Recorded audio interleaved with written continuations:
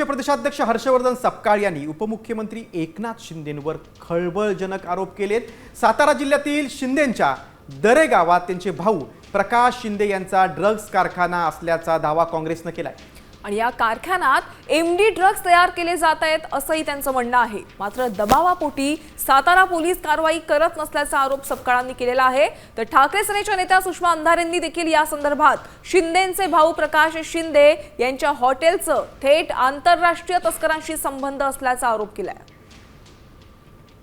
जे दरे गावाचं जे नावाचं जे गाव आहे, जिथे माजी उपमुख्यमंत्री आणि माजी मुख्यमंत्री आणि सध्याचे उपमुख्यमंत्री वारंवार जातात, कारण त्यांचे बंधू असणारे प्रकाश शिंदे जे आहेत यांचा एक काळा गोरख धंदा जो आहे हा उघडकीस आलेला आहे। एमडी नावाचं मादक पदार्थ तयार करणारा जो कारखाना जो तिथे सातारा जिल्ह्यात सापडलेला आहे, अद्यापपर्यंत यामध्ये कुठल्याही प्रकारची कारवाई झालेली नाही।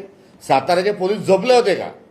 कारण साताऱ्याचा पोलीस जो आहे हे तिथले पोलीस अधीक्षक जे आहेत साताऱ्याचे, हे मुख्यमंत्र्यांचे हस्तक आहेत। ते म्हणाले की नाही आमचं काही कमर्शियल हॉटेल नाही, रिसॉर्ट, कोण जाणार आहे बरं तेवढ्या लांब?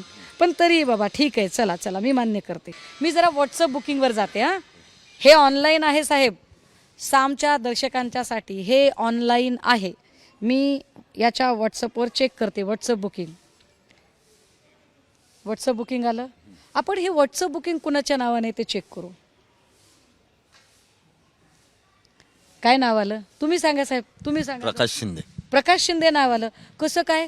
ते तर म्हणाले ना की कमर्शियल नाही, मग प्रकाश शिंदे नाव कसं आलं बरं? वर डीपी दिसतोय, जरा डीपी चेक करूया।